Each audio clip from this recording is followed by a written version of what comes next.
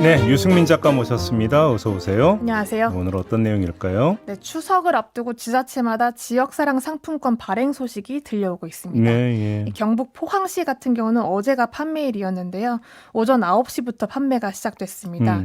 그런데 한 시민이 새벽 5시에 나가는데 이미 내 앞에 10명이 기다리고 있었다라는 이야기를 전해오기도 했고요. 오픈런이네. 네, 오픈런이죠, 거의. 예. 또 한 은행에서는 오전 8시부터 기다리는 시민들이 있었는데 구입 번호표를 나눠줬을 때 5분 만에 또 소진이 됐다고 합니다. 예. 그러니까 포항시 같은 경우는 지류형이 200억 그리고 카드나 모바일형이 400억으로 총 600억의 규모를 이제 발행을 한 건데 예. 모바일은 오전 중에 완판이 됐고 지류형도 어제 오후에 곧 동이 날 거다라는 현장에 반응이 있었습니다. 그러니까 한마디로 인기 폭발인 거잖아요. 네, 보통 이렇게 하루나 이틀 만에 소진이 되는 편이라고 하는데요. 이번에는 할인율이 처음으로 13%까지 올라가면서 사람들이 더 몰린 겁니다. 쉽게 얘기하면 이제 10만 원짜리 상품권을 13% 87,000원에 살 수 있다. 87,000원. 이렇게 된 거죠. 그렇습니다. 그러니까 정부가 올해 2차 추경에서 지역사랑 상품권 예산을 6천억을 추가로 편성을 했고요. 네. 이 수도권과 비수도권 그리고 인구 감소 지역 이렇게 세분화를 시켜서 네. 재정이 조금 어려운 지역에는 국비 지원을 더 늘렸습니다. 또 특별 재난 지역에는 할인율을 최대 20%까지 오. 허용을 했는데요. 예, 예. 포항시 같은 경우는 인당 70만 원까지 이제 살 수가 있는데 한 명이 얻는 할인 혜택이 총 9만 1,000원에 달하는 겁니다. 예. 그러니까 앱으로 이걸 구매한 시민의 이야기에 따르면 이 판매 시작 10분 전부터 대기를 했는데 이미 대기 인원이 8,000명대였다고 합니다. 약 7분 정도 기다리니까 50명대로 줄어서 겨우 살 수 있었다라고 하는데 그만큼 이렇게 시민들의 수요가 절실하다는 이야기죠. 다른 지역도 이렇습니까?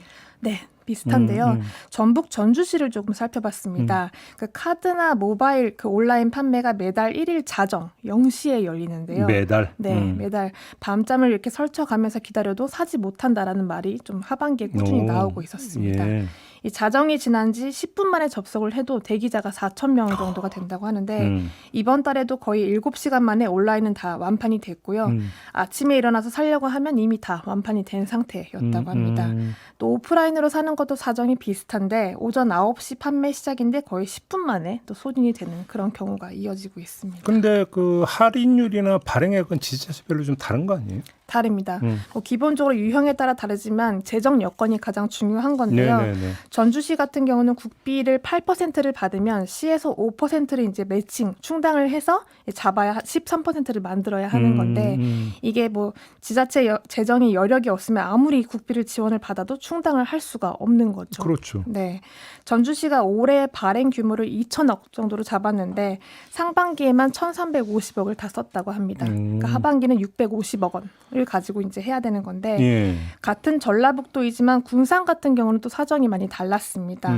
인구가 거의 전주의 절반도 안 되는데 2020년 이후에 올해 상반기까지 발행 총액이 인구 대비 전주의 4배 정도가 넘었거든요. 오, 그래? 그러니까 월별 발행 한도도 따로 정해두지 않았기 때문에 시민들이 언제든지 살 수 있다라는 게 있는데 네. 왜 이렇게까지 차이가 있을까? 전주시청 관계자 이야기를 한번 들어봤습니다. 저희 전주시 같은 경우는 그게 좀 쉽지는 않은 상황이긴 해요. 그러니까 뭐 복지 사업이라든지 뭐 여타 뭐 다른 뭐 문화 체육 관련 분야라든지 더 많은 사업비가 들어가는 부분 때문에 지역사랑 상품권에만 온전하게 이제 그 많은 예산을 투입하는 어려움은 있는 건 사실이죠. 국비가 더 온다는 명목하에 지방비에 오히려 좀 깎고 그 전략된 사업비로 다른 사업을 좀 추진하는 그런 경향성이 좀 있다 보니까 예, 좀 저희도 많이 좀 어렵습니다. 예. 근데 이게 지금 국비 지원이 있는 거잖아요. 네. 근데 이 국비 지원이 막 들쭉날쭉하지 않았습니까? 그렇습니다. 예. 2022년도에 7천억 정도였는데 2023년에 절반으로 줄었고 지난해는 3천억 원으로 줄었습니다. 네. 또 올해 같은 경우는 본 예산이 아예 0원이었는데 야. 이렇게 매번 국회 추경 과정에서 다시 살아났던 걸 반복해 온 거죠. 근데 그 과정에서 여야가 치열하게 맞서면서 정쟁의 소재가 되어 온 겁니다.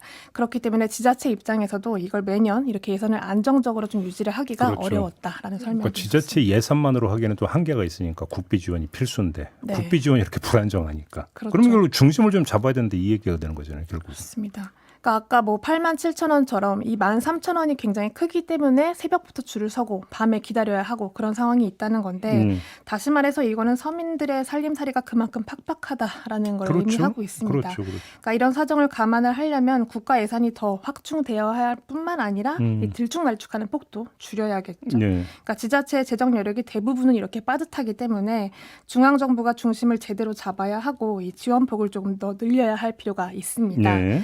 그런데 이게 그때그때 이렇게 정치권의 갈등 상황에 따라서 고무줄처럼 늘어났다가 줄어들었다를 반복하다 보니까 이제 앞으로는 여야가 모두 민생을 외치는 지금은 가장 대표적인 이 민생 정책부터 좀 큰 공감대를 형성을 하고 정책을 안정화할 필요가 있다라고 보여집니다. 그러니까요. 네.